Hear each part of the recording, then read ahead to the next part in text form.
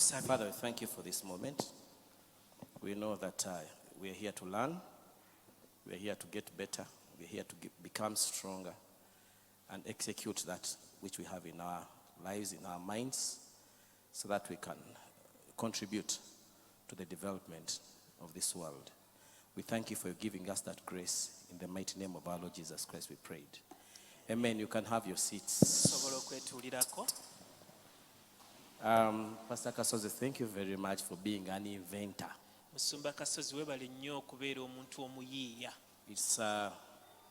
It's part of an investor to do that.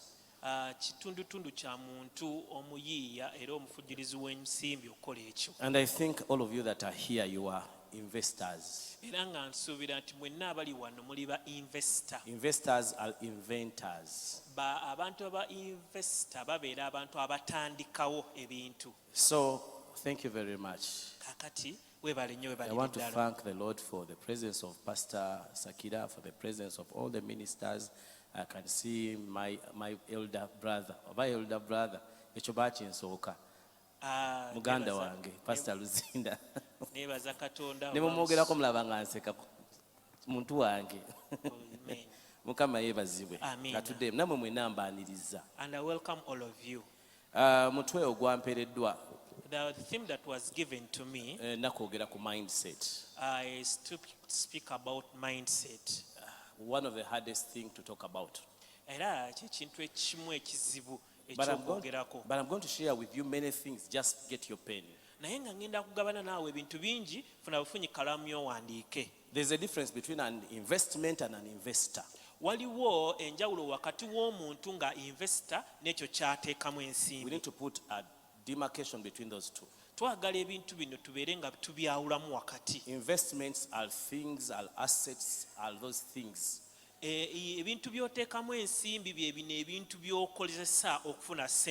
Investors are the people that manage, that give birth to those things. An investment is the brainchild of the investor.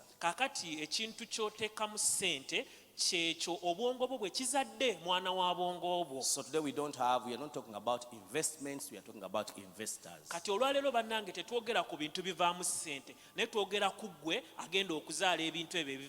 Because it is you who sustains the investment. You gave birth to it. We have a mentality that things are hard to start. But remember, an investment is an idea. And all of us get ideas every day. Why do invest? Why do investments fail to? Why do we fail to start our things that we are supposed to start? They take 1 year, 6 months, and a few years, and they are off. Number one, luck. If you're going to invest, first investigate.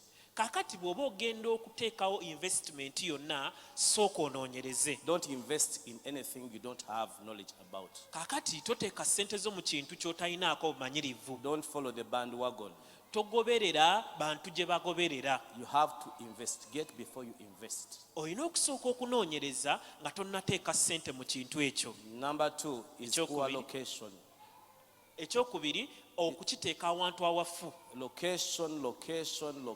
Location is important for any business.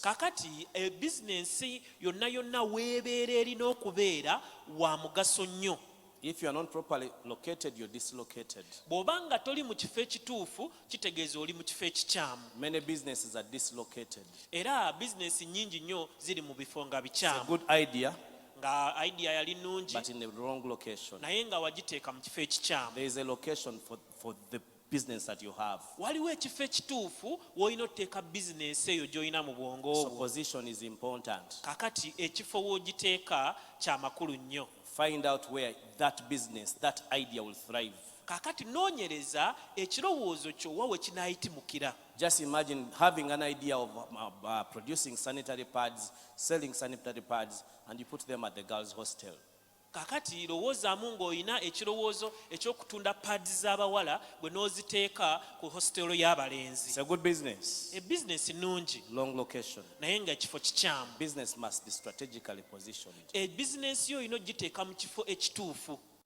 Praise the Lord. Mukama yeebazibwe. Another thing you need to think about Ekintu ekirala ky'olina as you're olowooza going to invest, ng'ogenda okuteeka ssente mu you kintu, must understand government policies. oteekeddwa okutegeera gavumenti engeri gy'ekolamu ebintu. What is the policy about that thing you want to start? Era gavumenti eyinawo mateeka ki ku kintu ekyo What are ky'ogenda the policies otandika. about that thing that you want to start? Era mateeka ki agakugira oba agafuga ekintu ekyo ky'oyagala They are otandika. there. Gye gali. You don't ignorance of the law is not an excuse. Okubeera nga tomanyi mateeka si kyekwaso. Please know the Bannange, kind of idea that you have. What is the policy about it in the government? fuba okutegeera gavumenti ki ky'eyogera ku kirowoozo kya bizinesi eyo gy'olina. There are things that you are not supposed to deal with, even if it is in your backyard. You're not supposed to deal in it. Waliwo ebintu by'otateekeddwa kwenyigiramu newankubadde ng'osobola obirima emabega w'ennyumba yo naye nga toteekeddwa kubirima. Marijuana, Ng'enjaga, gold, zaabu, oil, amafuta, all those things, ebyo byonna they are illegal to you. gy'oli bw'oba tolina layisinsi tebikkirizibwa. Praise the Lord. Mukama yeebazibwe. Praise the Lord. Mukama yeebazibwe. Another thing, Ekyokulala, staff. abakozi bo. They are kind of staff you need for a certain business. Waliwo abakozi ab'enjawulo be weetaaga mu buli So bizinensi. today me I'm talking to the investor. Kaakati olw'okuba njogera naawe investor, I want you to think about those things. njagala olowooze ku bintu ebyo. Think about them. Birowoozeeko. You know, with money, Omanyi ebikwata ku ssente, you need to make money, weetaaga okole ssente, you need to manage money, oteekeddwa okuba nga ssente and osobola you need to ozifuga, invest money. ate ne ssente ezo So n'ozikubisaamu. those are different levels. Kakati egyo mitendera gya Making njawulo. money is a different level. Okukola ssente mutendera And I ogusooka, think many of you want to go there. era abasinga awe mwagala okugenda bwe nsuubira. Managing money Naye ate okuba ng'ofuga is ssente, another level. eyo nayo level It ndala, calls for saving. nga kyetaagisaamu okuba It calls ng'otereka, for different way of minds of thinking. ate nga kyetaagisaamu endowooza endala, Investing money ate okubeera nga ssente ozikubisaamu, is another thing. ogwo nagwo mutendera mulala. So all of us at different levels. Kakati ffenna tuli ku mitendera gya At the level njawulo, of work, making money, ate obeera ku leven omutendera ogw'okukola ssente, you are just a worker. gw'oli mukozi bukozi. At the level of saving, Kati ate wotuuka kuba ng'osobola you're ozitereka, putting the money, you're a good client to the bank. kati awo oli mu kasitoma mulungi owa banka. You're building your financial portfolio. Kati gw'obeera ozimba ebikukwatako ebyensimbi zo, The bank can give you a loan. nga banka esobola okukuwolayo The akasente, bank can look at you and say this one has a good portfolio. era banka esobola okutunula n'egamba ono atambuza bulungi ssente ze. Then investors Naye ate bano abakubisaamu will come ssente and use the money that you put there. bajja kujja ssente z'otadde mu banka baziggyeyo bazikozese. So it's better you go through the ladder very quickly. Kaakati kyandibadde kirungi n'olinnya amadaala ago mangu nnyo. So as we are going into investments, Kaakati nga tugenda mu kuba nga tuteeka ssente zaffe as mu bintu, investors, nga ffe we abaziteekamu, need to raise people that do not have greed. oteekeddwa okubeera ng'ofuna abantu abatalina mululu. Some of you want to become investors because of greed. Abamu ku mmwe mwagala okubeera abantu abakubisaamu ssente naye nga mululu gwe gukutuma The ekyo. motives are wrong.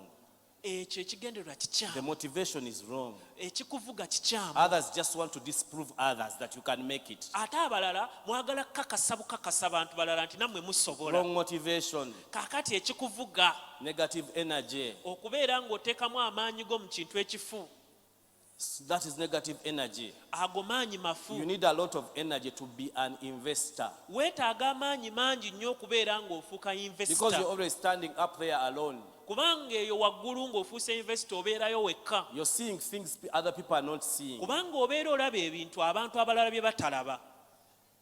You know, whatever, the channels that bring in money, Kaakati emikutu egireeta ssente therefore, giri ena.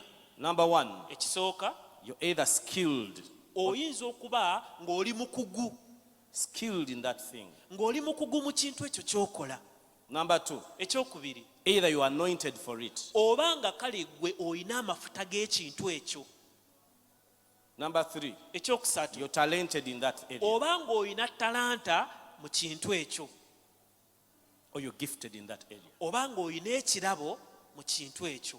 I've said you're either anointed, Oyinza kale tugambye oyinza okuba nga wafukibwako you're amafuta ku skilled or lw'ekintu ekyo trained, oba nga wakuguka mu kintu ekyo you're talented, oba ng'olinamu talanta mu you're kintu ekyo gifted. ate oba ng'olinamu ekirabo mu kintu ekyo. But one thing runs through all of them. Naye ekintu kimu ekiyita mu byonna, You have to scale up your skills. olina okubeera nga buli lunaku obukugu bw'obwongerako waggulu. So I'm talking about, right now I'm working with you, I'm reprogramming you. Kakati mu kaseera kano nzijawo ebintu by'obadde omanyi nga nteekawo ebirala by'obadde tomanyi. Because you need to have a different mindset if you're going to be an investor. Kubanga bw'oba onaabeera investor oteekeddwa okukyusa endowooza yo. Your thought about money should be different. Kakati endowooza yo ku ssente eteekeddwa okuba nga ya njawulo. To some of you, your money and you don't live in the same room. Eri abamu ku mmwe tosobola kubeera mu kisenge kye kimu ne ssente zo. Where your money comes, to Sente you zo money wezijja? means spending. Buli we zijja ziba zitegeeza nkozesa.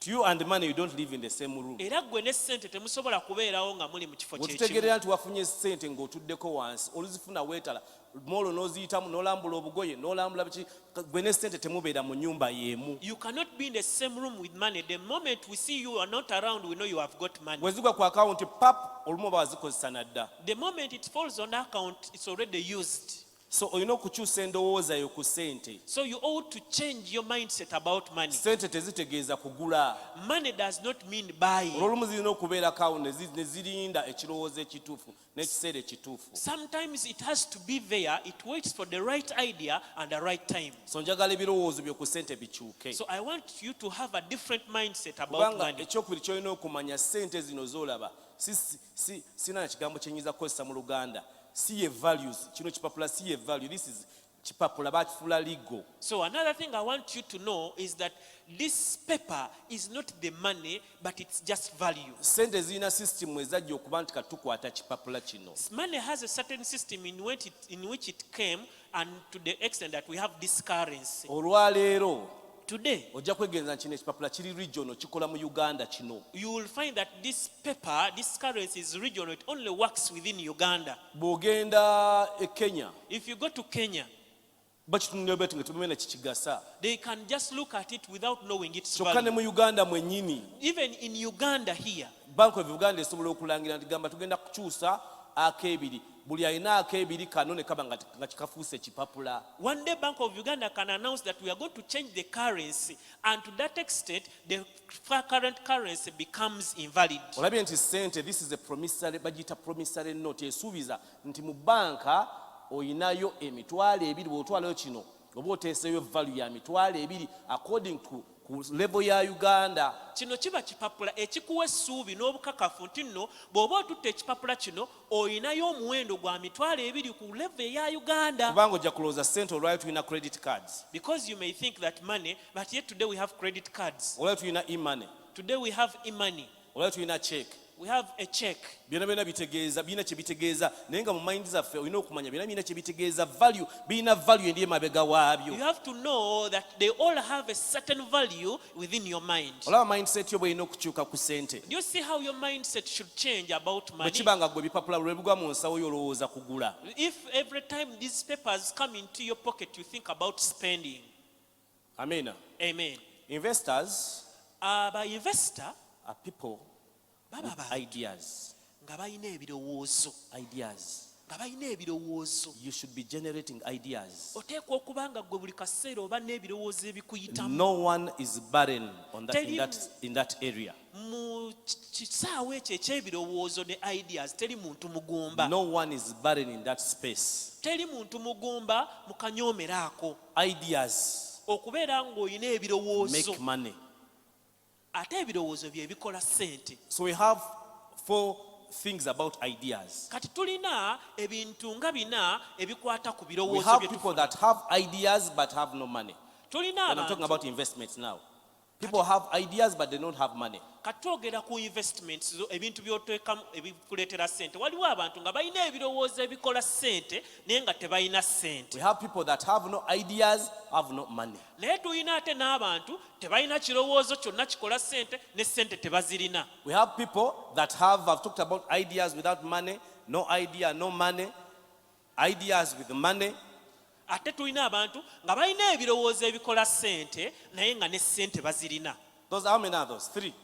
Abo I've basatu. said there are those who have ideas but they don't have money. Ngambye waliwo abantu abalina ebirowoozo naye nga tebalina There ssente. are those that have ideas and they have money. Wabaawo abalina ebirowoozo naye nga tebalina There are, balina ssente. kateto bibuzaabuza. Okay, Omanyi tugende abantu mpola. balwawo okuntegeera. Tugende mpola. Okay. Babiwandiike wansi. Number 1, Ekisooka, ideas and no money. obeera n'ekirowoozo naye nga ne ssente tozirina. Money with no ideas. Oba omuntu oba ne ssente naye nga tolina birowoozo. Ideas and money. Ate ono wabaawo alina ebirowoozo alina ne ssente. And there are those that have no idea but have money. I have no ideas, have no money. Ate ne wabaawo n'abo nga ssente n'ebirowoozo Are those 4 tebalinaako. things different? Ndowooza mufunye enjawulo. So you should watch out Kakati oteekeddwa okwetegereza of those people ku bantu who abo have no ideas abo abatalina birowoozo but have money. naye nga balina ssente.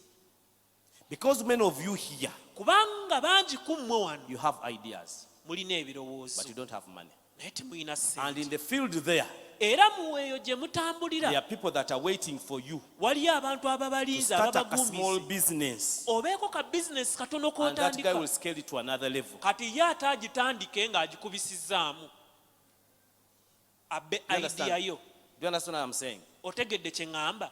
They are called schemers. Babayita ensega. So before you invest in anything, Kati nga tonnaba kuteeka ssente zo mu you kintu should have kyonna 1 level, 2 levels, 3 levels. You should have like 7 levels of your ideas. olina okubeera nga idea yo ogimanyi ku mitendera nga 7. When you start level 1 and they copy it, Kati singa otandika omutendera ogusooka ne wabaawo agubuukira go to the next level. ng'ogitwala ku level Wait, you're going to ejjako. see churches now. Engeri gy'olaba mu kanisa kati. Mulabe mugenda kulaba amakanisa The kati. way you're going to see churches. Gagenda tandika CEOs and young investors because abantu baba na ideas. Nabo bagenda kutandika amakanisa agenda ogenda tandika kati conference ng'eno ey'aba CEO and investors. Kati omukulu bw'anaaba talina yina bubeezi n'eno bantu bajja gamba ffe twagala yeewa pasita gundi yebyebimu. So wekibeera nti nno ono eyagitandise omukulu alina idea ya level emu kati abalala bagenda kiteekamu amaanyi abantu abalala Naye baagale mu mbanyi kirala. talina talina leve emu. Talina leve emu musaasire bannange mukama waffe omwogerako. Forgive me for talking about our boss. Mukama waffe yeebazibwe. Praise be to God. So when we are talking about investors, So we twogera ku bantu ba we are investors. talking about people that have ideas. Twogera ku bantu abalina Because ebirowoozo. you're going into the marketplace, Kubanga bw'ogenda mu katale, copyright is okay, okuteekako copyright kiri. patent rights are okay, N'okubeera nti ekintu but they kikyo. don't work here in Africa. Naye wano mu Afirika tebikola. I hope you know the difference between patent rights and copyrights. Ndowooza banne mumanyi difference ya patent ne copyright. Copyrights are those rights that you have as a writer. Copyright ze zino omuntu z'obeera nazo nga ggwe omuwandiisi. It's about documentation. Ebyo bikwata ku biwandiiko. Patent rights are those things like architectures, like medicine. You have discovered Covidex. Those ones have patent rights. Patent right kye kino ekintu nga ggwe yakizuula n'okiteekako nti kikyo. Now, for copyrights, Kati ku copyright you have only 50 years. olina emyaka 5 gyokka. If you write a book, Singa owandiika you're ekitabo protected for 50 years. bakukuumako emyaka 5 So as gyokka. an investor, you need to know these things. You need to be knowledgeable. Nga ggwe investor oteekeddwa okuba n'ebintu bino You ng'obimanyi. want to provide a service. Ng'olina service You want gy'oyagala to be an okuwa. author of books. Ng'oyagala kubeera You muwandiisi wa need to know bitabo. that your book, Oteekeddwa okutegeera nti ekitabo you're kyo protected for only 50 years. copyright ekikuuma emyaka 5 After gyokka. 50 years, Emyaka 5 we it goes giyitawo into the public domain. olwo kiba kigenze nga kya buli muntu. It's called intellectual property. Ekyo kitegeeza nti nno ekintu kyo eky'obwongo, It's property, kintu kyo like land, nga ettaka but it's protected naye nga kikuumiddwa only 50 years. emyaka 5 gyokka okuba ekikyo. Do you get what I'm saying? simanyi oba So as you're okitegeera. having an idea, Kati ng'olina ekirowoozo because there ekyo, are schemers out there, kubanga waliyo eyo abakopperezi, make sure that you have the next level. As kakasa they nti copy level 1, bwe bakoppa ekisooka next year omwaka we ogujja have CEO and investors conference, nga tulina CEO ne investors and conference it's another level. ng'eri ku level So ndala. we keep the copycats on their toys. Kakati awo oba n'abakopperezi oba bateeka ku bunkenke, They become your customers. olwo ne bafuuka bakasitoma You abo. know, I'm talking about many things, mindset. Omanyi njogera ku bintu bingi naye nga njogera ku ndowooza. Next, branding.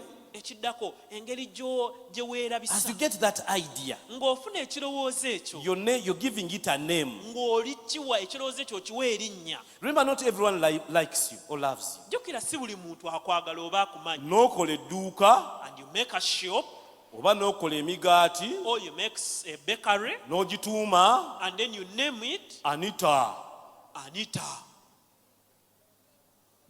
bread. Anita what? Sweet bread. Anita sweet bread. Kati abalabe ba Anita bonna tebajja lya. So all the enemies of Anita will not eat, will not consume that Noonya bread. engeri gy'olimbamu, gy'okyusaamu erinnya, gy'obranding ekintu kyo. Have a creative way of branding your product. Oba okituma Nixie, Even if you can sweet name bread. it Nixie, N'abalabe bo sweet bagula bread. tebamanyi, bakuwagira tebamanyi. Even your enemies will support Mumanyi you emyaka gye unknowingly. tuliridde emigaati gya kakande. Do you know how many years we have consumed Kakande's bread? Naye watya nga yateekako Kakande Ministries. What if you had Bameka put Kakande abanjiridde? Ministries? How many would have eaten? Abamu ne kumu abali wano gwe mwakedde okulya. Some of you even ate this morning. Gwe oyagala tulaga. So, you Denis and Sons. You want to show us Dennis and Balabe ba Sons. Denis tebalya. The enemies of Dennis will not eat. Mukitegedde abooluganda. Have you understood it, brethren? Nga mufuna ideas ez'okutandika ebintu. As you get ideas of starting business, Brand, erinnya ly'owa brand kikulu nnyo. your brand is so important. Jesus.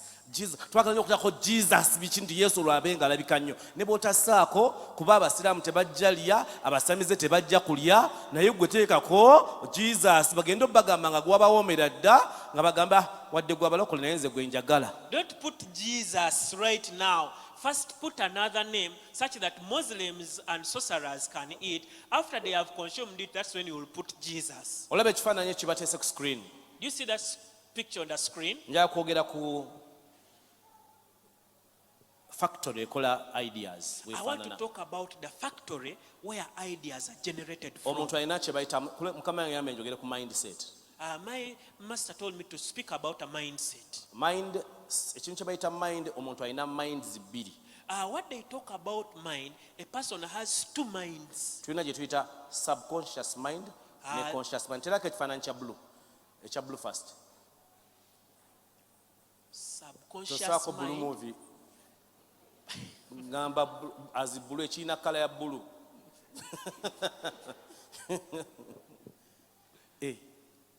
Tone tunatambula ku speed eyo. Okay. We have what we call the Banange. Abamaaso temwabateereddeko. Okay. Tulina kye tuyita ekyo. Tulina kye tuyita conscious mind. Waliwo kye tuyita Kale kambyogere muganda gwe kubyogera mu luzungu kuba tobimanyi. Tulina kye tuyita endowooza eno eri waggulu is what we call the conscious mind emanyi ebigenda mu maaso. that is aware of what is taking Tuba place.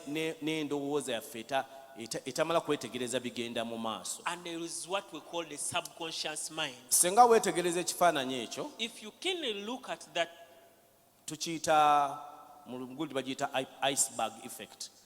it's called the iceberg. Iceberg effect etegeeza nti bw'olaba iceberg tetubiina mu Uganda naye bw'ogenda ku nnyanja And whenever you go to on a sea n'olaba akalinga ka ice akakutte ku nnyanja bwe kati, and you see a small amount of ice, kitegeeza ako olabako katini, it means that what you see is a tip. olabako 1%. You are seeing 100% 1% ebirala biri wansi. of the 100% that is Kati below. ojja kulengera nti kye tuyita endowooza etegeera ebigenda mu maaso katini nnyo bwe kati. So your conscious mind is just a small part. Then subconscious mind yo yesinga obunene. And your subconscious mind, it has the biggest Mu Bible tuyinza percentage. ogiyita emmeeme oba omutima. In the Bible, it can be referred to as the soul or the heart. Kati ebyo ebibiri So those two, ekimu ku byo one of the two kye kivunaanyizibwa. is Awo ne bwozaawo responsible. kiri ekisooka kye bayita conscious mind etegeera ebigenda mu maaso yevunaanyizibwa ku analysis. Awo ojja kuddayo mu luzungu simanyi luganda lwawo. Obwongo bwo obumanyi kati ssaawa zino ekigenda mu maaso bwe bukola okunoonyereza n'okubeera nga busima It ekintu. is the part of you that thinks and plans. Kino kye kitundutundu kyo ekirowooza n'okuteekateeka. It is the part of you where you put where your short-term memory is. Kakati wano w'olowooleza ebintu ebyakaakati You understand what I'm saying? So far have you understood where I am? bannange mutegeera wendi Nebwesisomesa ssaawa bingi zino. n'otegeera buno bwokka ogenda kuba ofunye ennyo. How I wish you can only understand this only. Nti muntu gwe atudde wano That you, a person who is seated here, njala kulaga factory y'ebirowoozo gy'eva. I want to show you where your ideas are created from. Muntegedde? Olina kye tuyita conscious mind You have what we call endowooza yo emanyi kati ssaawa and zino you ekigenda have mu what we call maaso. the subconscious mind. N'obaawo n'eyo endowooza yo etereka ennyo etabeeraawo ng'erowooza Call buli it the kaseera. upper brain Oba giyite obwongo obwa waggulu or the lower brain. n'obwongo obwa Or wansi. call it the left brain Oba buyite obwongo obw'oku kkono or the right brain. n'obwongo obw'oku ddyo. Awo sofa mutegeddewo Awo temunnaba. Omuntu alina kye tuyita left brain ne right brain. a person has what we call the left brain and the right brain. Bw'olaba obwongo bwo Do you see your brain? nteerako ekifaananyi kiraga obwongo. Obwongo tulina bwakutukamu emirundi ebiri. Your brain is separated in two. Tulina kye tuyita left brain, right brain There is what we call the right ne brain left brain. and the right brain. Paati y'omubiri wano okuyita wano okukka wansi. So your part of the body halfway Right brain yegifuga. is controlled by the right brain. Paati y'omubiri okuva wano okudda eno And your whole body, the left other brain half, yegifuga. is also controlled by the left Kati brain. njagala munsomere kuba nze sibiraba bulungi. Left brain So I want you to read for me. The left brain, yes, ye conscious mind. yeeyo etegeera ekigenda mu maaso buli kaseera. Right Buliwo. brain Kakati obwongo bwo obw'oku ddyo ye subconscious mind. bwe bwo butali mu kaseera kano nga bukozesebwa w'obeererawo. Mubitegedde abooluganda. Oba tonategeera gwewanika omukono kubanga bikulu nnyo bitegeera nga investor nnyo. Kuba ojja kugamba mindset, Tereza mindset, simanyi ideas, so kumanye ideas zivaawa. Lwaki abalala bayina, lwaki gwe toyina? It's very important for you to understand this, and if you understand, you will know why other people have ideas that work, and you know why you do not have Nejjukira statement ideas. ye gye nagambye teri muntu mu nsi ali barren mu bya ideas ffenna tuyina. Remember my statement, I told you that no one is barren concerning ideas. Ne lwaki batono be bazina 1%, lwaki be bazaala ebintu, be bazaala microphone, be bazaala zoom, be bazaala bo be balaba ekizibu ne bakizaalira ekinaakijjawo. Lwaki batono abakikola, lwaki ffenna tetubikola? Njagala osooka otegeera ebyo ebibiri. Tulina kye tuyita left brain ne right brain. We have what we call the left brain and the Oluganda right bye brain. biki? Obwongo obw'oku ddyo n'obwongo obw'oku kkono. Aha. Kati obwongo obwo, your right brain Obwongo bwo obw'oku ddyo is concerned about the activities of your left body. bwo bukwata ku ebyo ebigenda mu maaso ku kitundutundu kyo eky'omubiri ekyoku. First tell me one of the organs that are this side. The what? Ku left Hey, Pardon. mutima. the heart. Which means dreams, all those important things are things of the heart. Kakati omutima guli ku sayidi eno eya kkono. Kati ebintu byonna kye bayite ebirooto byonna ebintu ebirungi biri ku sayidi eno eya Your kkono. physical body now, I'm talking about your physical body. Twogera ku mubiri gwo kaakati. The right brain Obwongo bwo obw'oku ddyo. governs all the activities of this side. Pardon Musumba. Biri bwe biti. ate obwa ddyo bufuga bya kkono obwa kkono bufuga bya ddyo. Nange mbadde sinabitegeera kati bwentegeeredde. All right. Mukama mbeere ne interpreter nga ate tanatuuka. Okay, kati tusoko yogere byotegedde. Mbadde manyi okola mistake naye basi obwongo bwo obw'oku ddyo bwe bufuga ekitundu kye eky'omubiri eky'oku kkono. Banange nfunaani gwe neefunira wano Babula jangu. Oli mu kusoma abadde owandiika Babula abadde ekikuwa kati mwena muli ba investor saagala mu misinga ekintu kyonna. Ani gwe mba neefunira atali. Twala Babula ali mu kusoma njagala kulya ku ssente z'emyaka 5 ejijja. Kantwale ggwe naye ate omusiku gy'oga. Omusajja ono ali wano olwalira ayimiridde maaso gammwe. This person you see in front. Nasose ne mbagamba alina conscious mind. So I first told you that he has a conscious mind And a subconscious mind. ne obwongo obutali mu buliwo. Ne mbagamba bw'oba yagadde bitegeera mu bwongo obwo bwennyini. And I told you that if you want to understand it in your real brain, bwa mirundi ebiri obwongo bwakula bwe butyo nga bw'obulaba bwekutuddemu emirundi ebiri. your brain is in two parts. Side y'eno gye bayita right brain. This side that is called obwongo obw'oku ddyo. The right brain governs all the activities of this side of the Obwongo body. bwo obw'oku ddyo bwe bufuga ekitundu kye eky'omubiri eky'oku kkono. So you go and check what things are on your left body. Kakati genda gwolowooze era okebere bintu ki ebitundu bye eby'omubiri ebiri ku sayidi eya kkono. All the organs inside Buli bitundu bye eby'omubiri ebiri are ku kkono controlled by this part of the brain.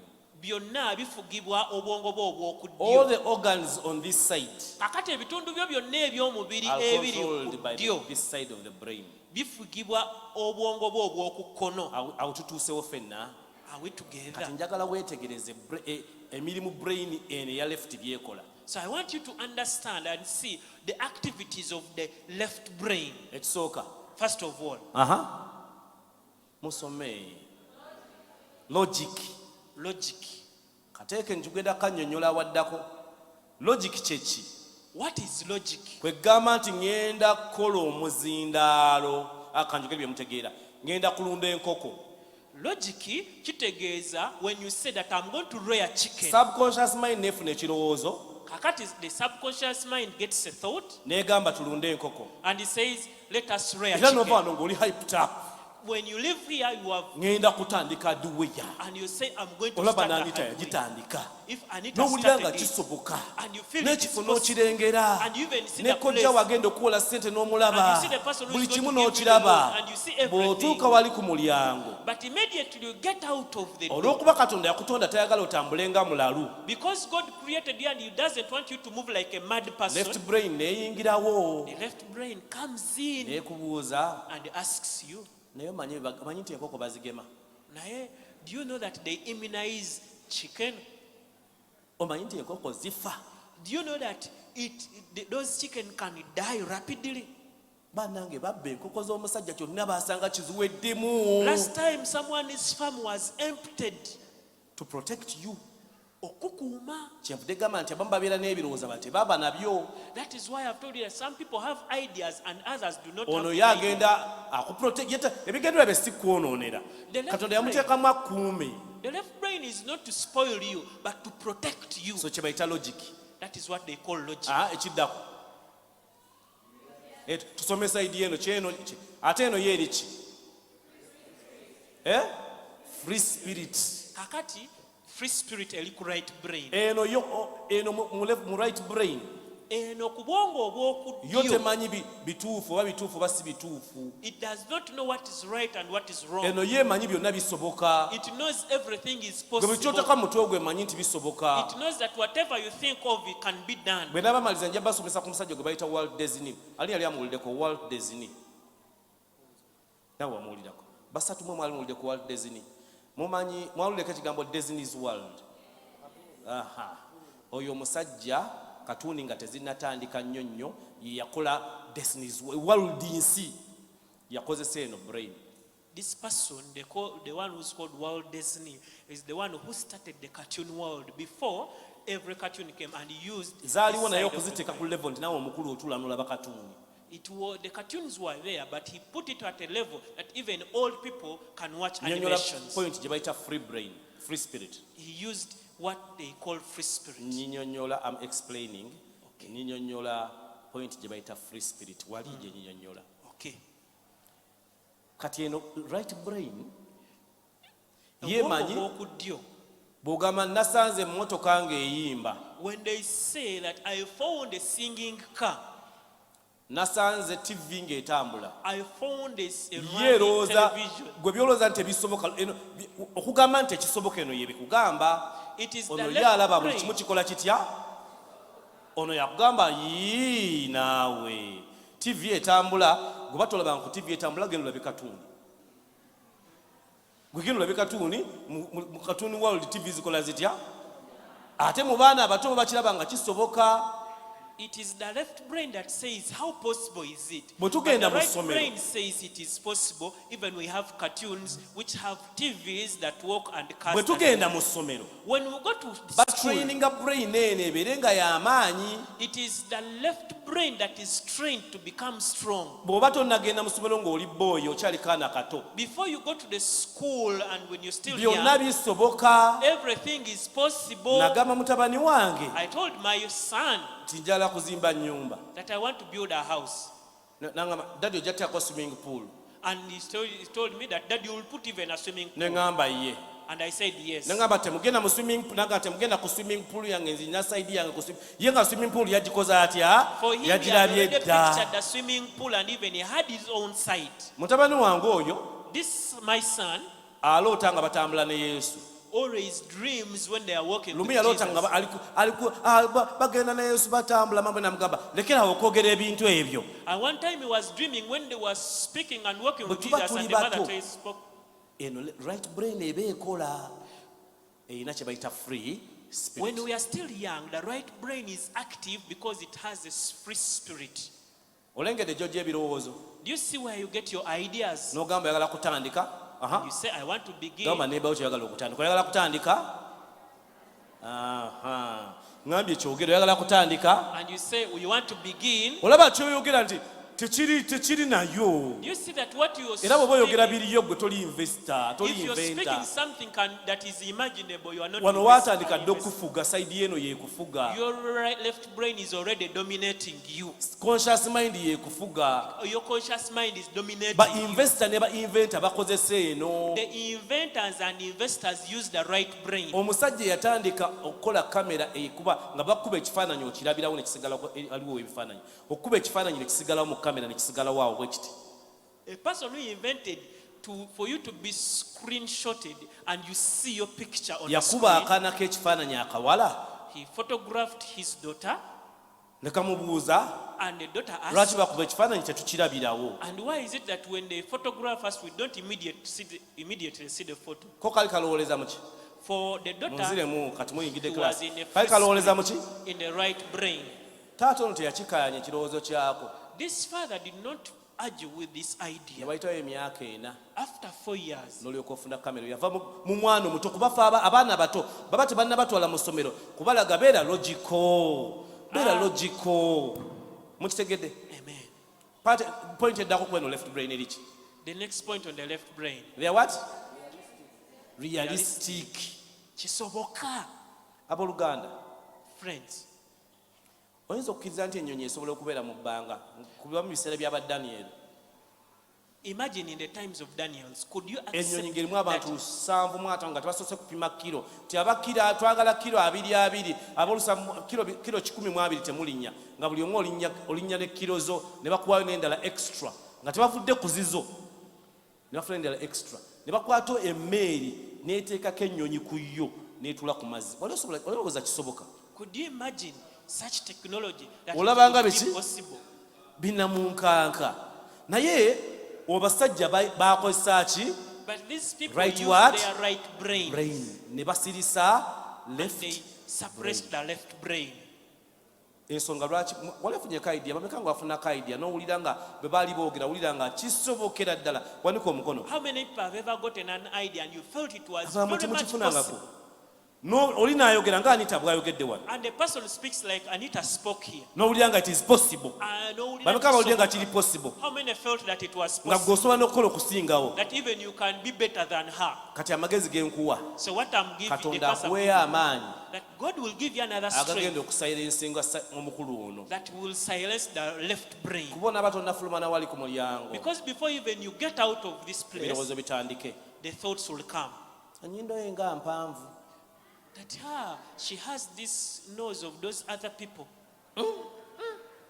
tekisoboka It is not possible. ng'akakazi kalungi She's very beautiful ate adiringa n'abasajja and she deals with rich men. batulimbamu kati they ono like yakutandika okuteeka mu So layini the left brain is not yatandika putting you in okuteeka mu line. layini The left brain is paka putting you in lw'otuukira line. ewaka Until you could reach home ng'okeera ku makya kgenda wa boosi gw'otayagala and you wake up in the morning to go to Ku the boss mulimu that you do not gw'otayagala, like, a job you do not like, ng'okola by'otayagala and you do what you do not n'otwalayo love, omwaka mulala mugumu mulamba and you take another paka year lwe in that place banaakomyawo gundi eno until they will bring back this CEOs conference again.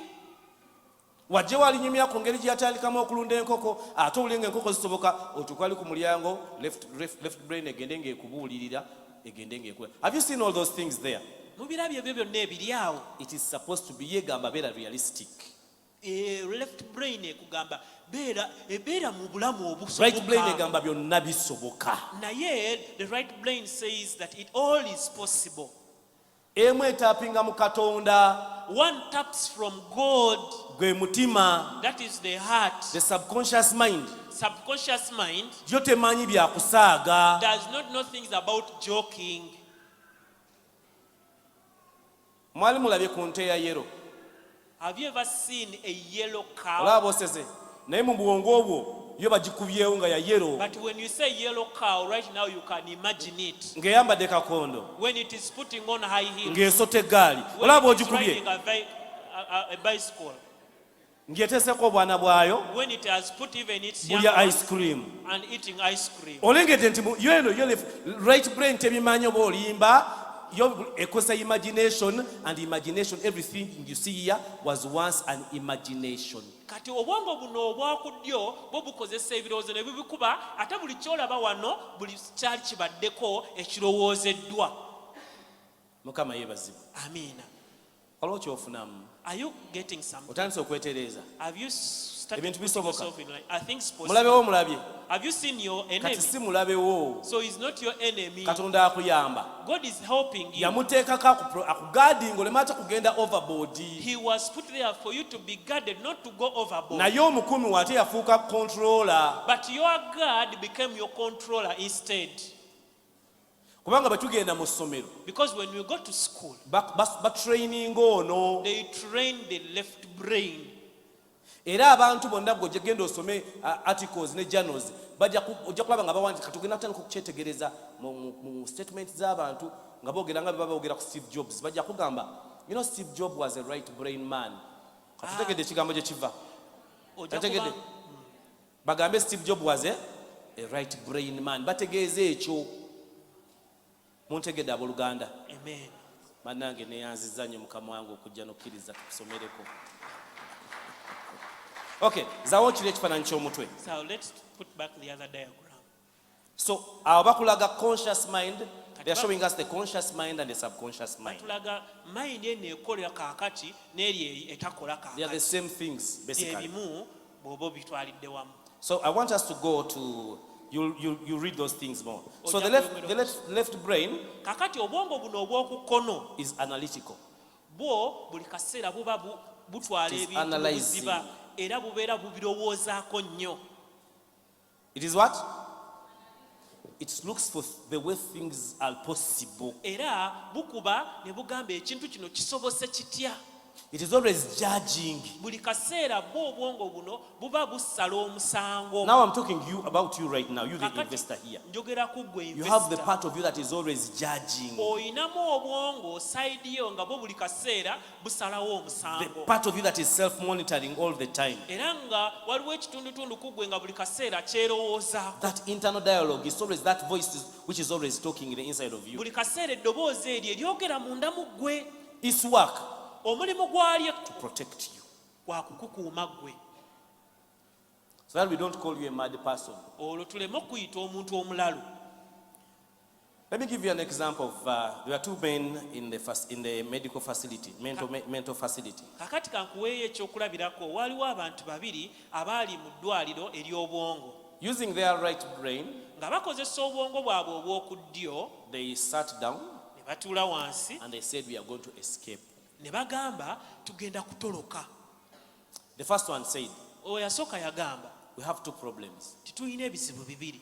We have the gate man tulina omukuumi wa geeti and opening the gate. n'okuggulawo geeti. The one said, omulala n'agamba I'm going to deal with the gate man. nze ngenda kukola ku geeti I'll mani give him a stone on the head. nja mukuba ejjinja ku mutwe Then you open the gate gwe oggulewo geeti and we take off. awo tudduke. Early morning, ku makya nnyo they get out of the ward. ne bafuluma mu waadi yaabwe. They reach the gate, ne batuuka ku geeti the gate is open. nga geeti nzigule. They look around, ne batunula there is no gate man. nga ne geetman And taliiwo. they said, ne bagamba our mission has failed. Let us go back. misioni yaffe egudde butaka tuddeyo buzzi. You get what I'm saying? ndowooza olaba kye Sometimes we tukwate- over exaggerate the problem. olumu ekizibu tukiteekako nnyo nga si kye bwe So kiri when we ate. don't find it the way we thought about it, kati bwe tulosanga ng'ebintu byangu okusinga bwe twali tubirowooza kalabika walabika birimu eddogo, kalabika katego, nga nfunye mangu sente. Birabika zireka banteze. You know, you start thinking about the left friend will tell you, okufuna sente, mindset, okufuna sente, olina okumala emyaka 10, olina okubonaabona ennyo, gwe tobonyeebonyeemuko, tosifunye otya amangu ako. That is the work of the left brain. Montegede bulungi. Yes. I hope you understand that. ndowooza mukitegeera bulungi. Each one of us, buli omu ku ffe you have a right brain. olina obwongo obw'oku ddyo. You cannot sit here if you don't have it. tosobola kutuula wano bw'oba tobulina. It's responsible for the pulse. kaakati obwo bwe Buvunaanyizibwa ku kuba kw'omutima. Genda okebera ebintu ebiri eno byonna, liiva biki byonna bikebere biri eno. go and check all the organs on your right side. Left side, sorry. Mukitegedde abooluganda? Have you understood? So right brain ekola ki? kakati obwongo buno ate obw'okuddyo bwo bukola ki? It's the one responsible for generating new ideas. bwebwo obuteeka oba obulina obuvunaanyizibwa obw'okuba nga ofuna ebirowoozo ebipya. It's the creative mind. bwebwongo obuyiiya. It's the creative mind. bwebwongo obuyiiya. Hey, bana ngobere tebuweddeeyo. Bana ngobudde budduka. It's already 1 hour. I have 8 minutes. Okay. It's the creative mind. bwebwongo obuyiiya. When you talk about be creative, bwe tugamba nti nno bannaye mubeere bayiiya, we are saying engage your right brain. tugamba obwongo bwo obw'oku ddyo nabwo bukozese. The right brain is responsible for all activities that involve creativity. Yevunaanyizibwa, it is responsible for creativity. kaakati obwongo buno obw'oku ddyo bwe buvunaanyizibwa ku kuyiiya kwonna. World class people have learned how to pause their left brain. kaakati abantu bano bonna abayitumuse mu nsi yonna balina engeri gye bateekamu ne basirisa obwongo obw'oku kkono. Okay, let me give you 3 rules and 3 stages of our ideas, and I will be done. kaakati kankuweeyo emitendera 3 ne rules 3 Let me start with the rules. kantandike ne rules. When you think about any task, bw'olowoozanga ku kintu kyonna ekyokukola, when you conceive an idea, bw'obanga ofunye ekirowoozo kyonna, think of these 3 rules. lowoozanga ku mateeka gano 3. No judging, tukusalanga omusango, no criticizing, tokirabamu bubi bwonna, no internal dialogue. ate tokkiriza ddoboozi eryo ery'omunda erikugaana okikola. I repeat. Nziramu, Once you have conceived an idea of the hardware, singa ofuna ekirowoozo ekyokukola the hardware school, oba okukola essomero, don't judge it, don't tokikuba- criticize it, tokirowoozaako bubi, don't have internal dialogue about ate it. tokikubaganyako nnyo birowoozo munda mu ggwe. So Walt Disney, kakati ono bwe tulina Walt Disney, he told us how he created the Design world. yatubuulira engeri gye yatondamu kye bayita Design world. He went through 3 processes Yayita mu mitendera 3 of implementing his ideas. okubeera ng'ateeka mu nkola ebirowoozo bino. And these are the 3 processes. Era bino emitendera 3. This is your take home. Kati kano k'otwala ewaka. Number 1, Ekisooka, he knew that if he's going to do anything, he must be a dreamer.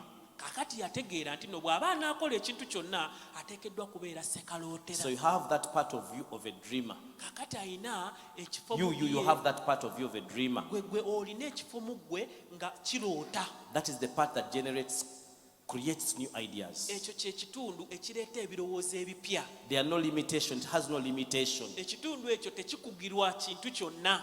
I said for a dreamer, cars can fly, cows can talk. You see animation, animals talking. That is a dreamer. Kakati eri omuntu omuloosi alaba buli kimu kisoboka, alaba ente ezoogera, alaba emmotoka ezibuuka ne TV ezidduka. At this stage, Kakati mu kaseera what you're kano supposed to kuloota, kikyolina okukola is write down and create and dream whatever comes in through your mind. Just write it down. Don't criticize it. Just write it down. Be a dreamer and have a book that where you put your dreams. buli kyonna ekijja mu bwongo bwo kyolowoozaako kyoloota tokisalira musango, tokikubaganyako birowoozo, naye gwe kiwandiike, wandiika byonna This by'osobola. is the time for dreaming. Kano kaba kaseera ka This kuloota. is the stage of dreaming. Oli ku siteegi ey'okuloota. Don't judge. Gwe tokisalira Don't musango, criticize it. ate tokikubaganyaako nnyo Just birowoozo. write down. Kakati gwe kiwandiike buwandiisi. The next stage Kakati omutendera oguddako is being a realist. kwe kubeera omuntu owonnama ddala. Now at this stage, Kakati mu kaseera kano you're asking questions. obeera obuuza bibuuzo. Now you're engaging the left brain. Kakati wano obwongo bwo obw'oku kkono nabwo obuleetamu You're asking questions. ng'obuuza ebibuuzo. How can I make this idea a reality? Nti ekirowoozo kino nkifuula ntya ekyobuliwo. At this stage, Mu kaseera kano you're deciding how do I adopt and modify this idea to make it practical in the market. ekirowoozo kino kyenfunye nkifuula ntya n'enkyongera n'enkikubisaamu bulungi ne kiba nga kifiitinga mu katale What is akaliwo. the practicability of this idea? Ekirowoozo kino nsobola ntya kiteeka mu nkola How can I make it real? era nkifuula ntya ekyannama ddala. Can I combine it with other ideas to make it real? Nsobola okigattako n'ebirowoozo ebirala At olwo nno this kino stage, kiveeyo. Mu kaseera kano w'oba You're not otuuse criticizing, obeera tosala but you're musango, giving every idea a chance to be real. naye buli kirowoozo kyonna obadde okiwaayo akaagaanya okufuuka ekyobuliwo. Number 1, Ekisooka, you're a dreamer. obeera muloozi. Dream, Loota, dream, loota, write ideas, era ebirowoozo Dream. biwandiike. Loota, think big, era lowooza think of impossibilities. lowooza You can even n'ebitasoboka. think of making a human being. Osobola n'okulowooza ku kukola omuntu. Then you get to the next stage of being real. Kakati nodda ku mutendera oguddako ogw'okubeera omuntu ow'obuliwo. That's when you engage in number 3, Kati ate awo oteeka mu stage ey'okusatu, being a critic.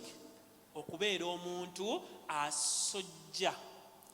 Here, Wano you start identifying the flaws otandika in the okutegeera idea, n'ozuula ebikyamu ebitasoboka mu idea yo, what may not work, ebitakole mu kirowoozo kyo, the potential problems and difficulties in implementing your idea. n'ebizibu by'oyinza okusanga bw'oba ng'oyagala okuteeka mu nkola ekirowoozo. Now you see where the problem comes. Kakati wano obuzibu bwe bujjira. After dreaming, Omaze okuloota, you engage level 3. kakati ate ogenda ku level ya kusatu. You start seeing how it will not work. Ate otandika okulaba engeri gye kitaakolemu. Kama we bali kwekula ne bwatwalwa yekoze ne bwat n'ategerawo ebigaanira ne bwenkomaawo Mukama abawa omukisa. Oyo bwakoze bwati mubitegedde. Mukama abawa omukisa muyimire ku bigere. May God bless you. Mukama wange jangu. Oyo anyambye bwakoze bwati mfunyeyo omu. Mukama abawa omukisa. May God bless you so much. You can sit down. Musobola okwetuulirako. Is it a workers' conference or not? I say and ndabe emikono gikola giti mulinde kabe emikono. First wait, people have questions. Are we making sense to your area of work? Bannange tuyinamu kye tukuyambamu mu ngeri gy'okolamu ebintu. Mukama yeebazibwe nnyo. Amiina. Kale kaseera kano katufuneyo akadde aka interaction. At this time, let's get an interaction session. Ng'olina ekibuuzo oba ebintu olina bw'obiraba Samuweya nga tetunata musumba waffe na kumwebaliza ddala. Yes.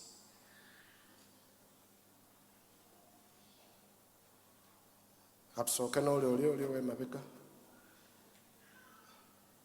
Tugenda kufuna oli. Kandabe emikono nti njagala ngironderumu. Bw'oba wafunyeeko ogwasoose sikwongera oli. Ladies, what happened? The business is in your hands. Oli. Sooke tumala. Bano ababiri babadde bafunyeyo akachance. Yes. Yesu yebazibwe. Sebo musumba tweyanziza nnyo. Otukoze bulungi. Nze Brian Kibirango and member wa church eno. Okusookera ddala nfunye okusoomoozebwa ku ngeri gy'akozeemu okusengeka ebirowoozo byaffe. Left brain ne right brain ne interaction yeyo ne impact. Nsooka n'obujulizi nti ndoza mwaka gwalinga gwa 2010 nali ndi mu A-level. Kati nze nga ku bitabo byange ndoota mpandiikako Lord Doctor, English Literature Professor, kuba nali nkola literature in English and art subjects really. Akaseera ako byalinga ebyekiralu okwerogoza, naye nkitegedde kati nti actually nali nina kyendaba nga nsobola okukibeera yadde following steps zotuwadde. Omwaka oguwedde nafunye masters yange mu mateeka okuva South Africa University of Pretoria, era mu January w'omwaka guno ne bampa okuddayo okukola PhD. Munnamwe musanyukireko nammwe. Amagenda maaso. So kati ekyo idea eyajja nga kiringa ekirooto, ekirungi saakwitikinga, naye kituukiridde. Pozi kyembuzayo kati kunoonya literature. Naye njagadde okubuuza, oyogedde ku bintu ebyenjawulo brains zino ze bikola n'okuloota. Tuyinza okuloota, nze ne ndoota omudaala gw'ebikwaso, ne wabaawo aloota okukola tugambe Facebook, Zuckerberg n'abalinga abo. Kiki ekireetawo enjawulo mu biki bye tulowoozaako na bwe tumanya kiki ekyo tukola tutya okubanga tulongoosa oba tuwa amaanyi endowooza yaffe n'ebirooto byaffe okubanga tubeera ddala abantu ab'omugaso, tugambe ba CEOs, ba investors abakola ebintu ddala ebiweesa Katonda ekitiibwa ate naffe ffennyini ebigenda otubeezaawo nga tufuna 10 ku nsi kuno. Weebale nnyo. Okay, thank you very much. Mwane Katete. Oh, no. Okay. Him. Oyo ayogedde luli. Yes. Mukama yeebazibwe. Amina nnyo. Nze njagala kwebaza administration olw'olukuŋŋaana luno, naye nze kyenjagala okukkaatiriza omukyala eyasoose kye yayogeddeko ge mazima mu nsi y'emirimu osanga n'okwekkiriranya aweetaagisa amazima, naye tusigale nga tuli ba mazima. Mukama abawe omukisa. Amina. Any other person? Yes.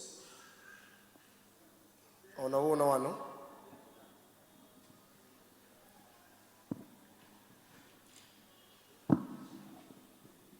Mukama yeebazibwe. Bampita Anita Katushabe. Nze kyenjagala okubuuza pastor. Eno cautious ne subconscious fenna njagala I assume fenna Katonda yatutonda ali omu. Lwaki omwana wo alowooza ku swimming pool n'osanga ate waliwo ng'oli wadde ku the same age ye tasobola kulowooza ku swimming pool. Kati Katonda bwali atutonda ayinamu bano bagamba mbu bano baddugavu kubanga byonna olaba ebinene biveeyo mu bazungu. Kijja kitya mbuffe mu free spirit yaffe waliwo we are limited Africans? Okay, that's a good question. Three more people. Komyewo Pastor Denis ayanukule ebibuuzo bye byasiikodde mu kibiina. Nandyagadde offene egende eri abakyala. Ladies, are you there? Haga wahendeka ebyo bya subconscious. Yevuddemu kamba kiikirire n'oli Abolgana Mukama yeebazibwe. Amanya nze Kisakye Esther. Nga mbadde mbuuza, how can we balance the right brain and the left brain? Okay, thank you very much. Yes. You are the second last. Mukama yeebazibwe. Amen. Bampitadafe. Environment gye tukuliramu, can it affect the way we to make these decisions? Is it like, let's say maybe you were brought up in a negative environment, can it affect you how you're supposed, like how you make the decisions basically? Tekitegedde n'ekyo. Ddoboozi mukitegedde? Okay, yakikwasizza. Kale katulina bana ababadde ababiri. Muzeeyi nange kansembeeyoko. Naawe olina ekibuuzo. Kati muzeeyi waliwo omusumba wayogedde nti dream about dream. Kati tujja twesanga ng'olina ekirowoozo naye ng'oloose. Ate ebirooto bino bagamba nti no abamu okusinziira engeri gye walowooza ku kintu ekyo. Naye ate n'oloota ojja otya otegeera nti ekintu kino oba nakirowoozezaako oba nkifunye straight nga atugambye nti ebirooto bibeera true nnyo. Oba bantegedde. Okay. Otegerekese. Tiimu eri ku online namwe ebibuuzo byammwe mubiweereze. Tugenda kusobola okubiyisaamu. Abali mu byuma mulabayo ekibuuzo kyabwe mukituweereze. Somebody else, could you come please and react on those?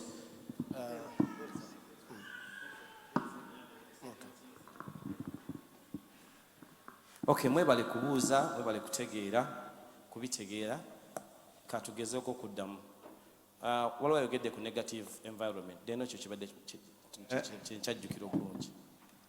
Ekyaddafini. Environment, agambye nti how can the environment affect our decisions?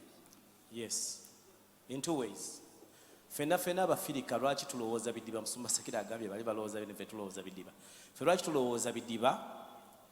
Ensi yatukunya nnyo netussa nnyo wansi. Ate wakati w'okutussa wansi ne tuba ate nga tulina obuddukiro obutonotono. Kyekimu n'abazungu ensi yabakunya nnyo, babeera mu muzira, bakola emyezi mitono, tebakola mwaka mulamba, oba bakolayo emyezi mitono, myezi mibale. Kati bo tebalina way out.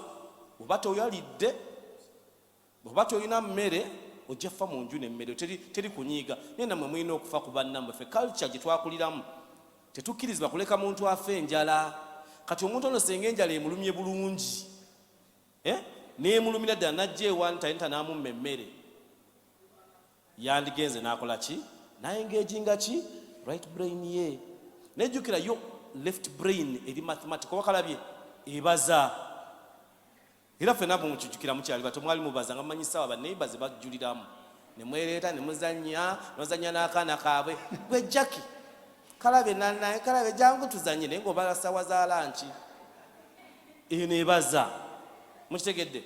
Kati bali tolina woobaziza ekizibu kyo bw'otakyejjirawo owedde, so nga balina okwengeejinga left brain yaabwe. So environment ekola both negatively and positively. Olwaleero microphone gy'olaba etaliko eri wireless. Tebatandika na mic eri wireless. Zatandika zirina wire. Naye along the way problem ne balaba is a problem. Eba limitation. Asomesa tasobola kugenda gy'akola ki? Gy'ayagala. Ne bagamba okay, tukoleyo microphone ng'eri wireless. Eyakyogera eyasooka okuzaala ekirowoozo ekyo baamukaayanya. Bakola batya?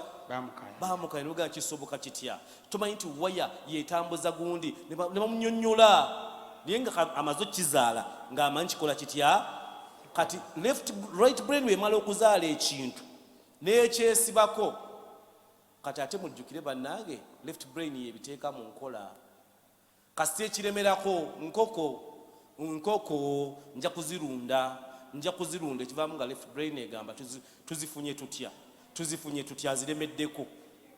Mutegedde esooka nekusomesaamu biveeko, then tosobola kwogerera ku mikolo, tojja ku eddoboozi lyo, eddoboozi baagala abantu basessa, ate gwe tosessa nnyo, eventually n'olegana nja kwogera omwana talina mmere, sente ku gundi eno tebatuwazize. Ekivaamu eddoboozi lyo abantu ne balikola batya? Ne balyagala. Mukitegedde environment bweyamba. So brain zino Katonda tezirwanagana, naye education system anzize ku kyani abazungu gye baakola bamanya nti olwokuba bw'oba olina left brain, if you have your left brain, because of my brother was there, because when you have a right brain, it gives birth. It is everything that we see here is a brain child. You get what I'm saying? So they knew bw'obanga goli you are an innovator. You need people that are going to put those things in what? In practice. So training workers. Bomu training coach left brain. So what the school does, the school system is putting you in one negabagori engineer. You one engineer. You one engineer. You one engineer. Gwenogenda ngoli engineer, only engineer. Negabagwe doctor. Doctor ne bamugamba genda otandika okulunda enkoko nze ndi doctor. Olengedde baba positioning and bateka buli omu kadoketi ke. The school does that. Mukitegedde? The school system is doing that. So I hope ndowooza byonna ebisinga bigendera omwo okugira olaba ekiri oli nange kabuzeemu ku kyabuuziza ku byennyonnyodde ndaba akake kabuzeemu nange wange tubalansinga tutya left eno cause abasomesa batusimba an engineer kati ate nga waliwo n'ebirala ebibanja nti omwana talina kati basically mpulidde nga atategedde bulungi bwembalansinga left and right. Okay. Sembera. This man was a teacher. He's a trained teacher. When noni ewedde emirimu. Biology chemistry. Bwe yabeera mu ssomero expenses ze ne zisinga income. N'afuna omukyala before time. Nga babanja omukyala ayanjulwe. Mulengedde ebizibu ebyo byonna ebitandise okwereeta. Omukyala n'afuna olubuto. Ate baagala amwanjule amukube n'embaga. Tutegere nti wa mwoyo yagudde n'ayimuka. Mubirabe byonna. All those things byamuforcinga okugenda okusoma ebyamawulire. Mukitegedde? He's trained as a teacher, but he fought to make sure that there is another thing that is not Chebata Somesa, which is inside him. He just wants to go back to school and they skill it. Just skilling you, helping you to implement it. You get what I'm saying? So when we talk about the left brain and the right brain, this one is the servant, this one is the master. They work together. This one produces, this one nurtures. Mukitegedde? This one protects you from not thinking nti kati ngenda kubuuka nkwate wali. This one reminds you gravitational force. Gravitational force. Gravitational force. This one reminds you gravitational force. Gravitational force. Gravitational force. This one reminds you. And it tells you, okay, before you jump there, so kolinye kameza. Obukikola bo bona agenda. You understand? So they work together. Since one bagamba, the left brain is bad. I'm here to tell you, one is a servant, another is a master. So the problem with the school system, it only skilled this one. That's why ononya mirimu. Totandika mirimu. Until you get out of that cage, no gamba, I studied as a teacher, but I feel in my heart, I want to work on the radio. You get? Now he went to school not to be taught how to work on the radio. He went to school to become accepted in that fraternity. Because his dream was to work on the radio. He felt he can speak. So that is the concept. As investors who are here and the inventors, Don't allow this side, the servant, to become the master. Musumba olina ebibuuzo ku online oli abuuzizza kiri okay okumixing account n'omwami we, mixing account with the husband, nateekako akagambo please answer me. Okay. When Pastor Sakira bw'abagatta wano, when you came on this pulpit, you became one. Mujukire, Mukama wange bagamba bafuukize muki? One body. What is done here is one body. It is not one account, it is not one spirit, it is not one mind. So once you get out of this room, we say you have gone into you have gone into marriage. Means mugenda kutabula bintu bino. Either you have a solution si sinti kyakuddamu mukola gu solution ne mugatta sukaali wo ne kamulali we n'obusiru bwo n'amagezi ge ne mubitabula ne muli ekintu kyammwe. You are marrying. You understand what I'm saying? So bw'oba owozewa ne tubagatta ne mubeera mu mubiri gumu, you have a process of getting together in finances. Noga mukazi wange bw'alaba ku ssente atabuka katola obutamulabula n'omuguliranga bugulizi bintu. Noga mukazi wange tategeera nnyo naye azaala, n'omugamba abaana sijja bamulekera ajja basiiga naye nga nange bwe mukolamu omulimu akola atya ategeere. Mukama wange nkizeemu ewa kakati ono Brian Taylor abuuza nti nze mbuuza ndowooza binene byereere nkola ntya kubimenyamenya. Alowooza binene? Ye alowooza binene byereere kati akola atya okubimenyamenya okutandika kuba katono ke kavaamu ebinene naye ekizibu ayina ganene gali unbreakable tagasobola. Yes, I think she has not been listening to what we've been saying. We said, this is what we said. You have a dream. Dreams don't have limits. That is big. Then you have the real, you have that part of you that is realistic.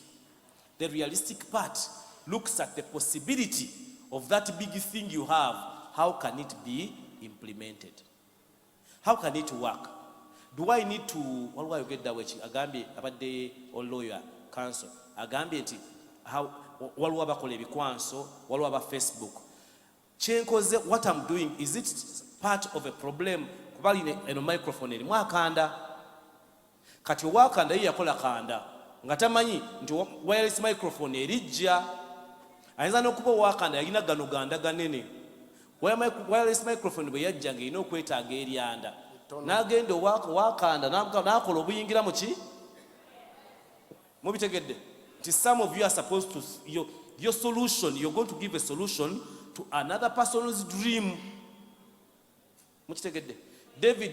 Joseph is Joseph. Joseph thinks of keeping a fifth of the 20% of the produce. But it's not the owner of the what? Of the stores. There are people that are going to work on the stores. You see, same dream, other people are playing in your dream. So no one is having a dream to yeyeka. Nekatonda, we are dreaming of making man.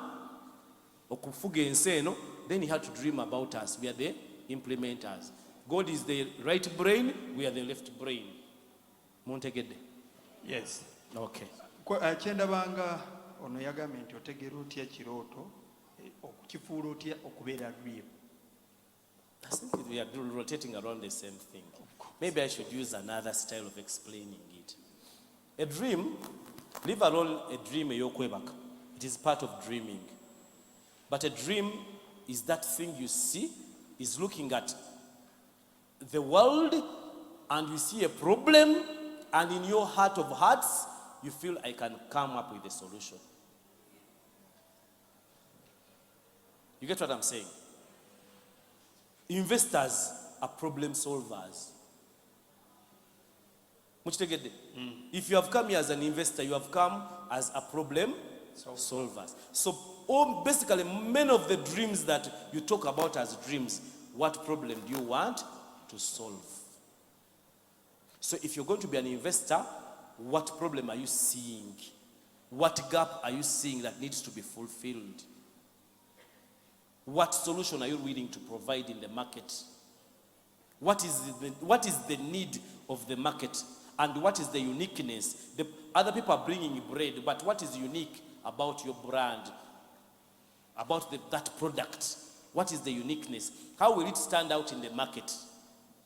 So the dream gives you that. And that's why when you tell it to us, wamize eddagala oba osibye musana otegedde nga lulowooza omusana gukwokyeza nnyo n'owunga oba tonamira eddagala lyo, because you tell us things that are out. You remember the dreams of who? Of Joseph. He told them to his parents and they're like, echichi? What are you dreaming? Sebo tugenda kufukamirira, because it is yours. It is not for other people. It becomes ours as we are enjoying it. But we are not there in the conception. We are not there in the making it realistic. We are not there in the critiquing. So the problem with you, olufuna akaloto, musumba, nalose nga UCC nze njikolera kino. To papa, totulaga nnyo nti ozaala nnyo. Sooka ogenda otule waka, modify yo kintu kyokiko kimodifying, okireke ku stage nga ne muntu ne bwakirwanyisa aba amala ki budde. Abamu abantu balina ssente wano tebamanyi tebalina byakukola, gojja weeyogeza ngenda gyala kola kino. Ngenda okukola kino ng'oli agenda akitandika. Have you realized ekintu ky'olowoozaako ku neighbor kye batandika? Kale ndowooza mukitegedde. Sirikako. Mukama thank you very much. Mukama wange neeyanziza for this opportunity to serve. God bless you. Could you stretch your hands and we bless Pastor Denis Musoke? Wow. Come on, pronounce a blessing to him. More wisdom, more knowledge, to be a coach, a mentor of so many young investors, CEOs, and businessmen. Thank you so much.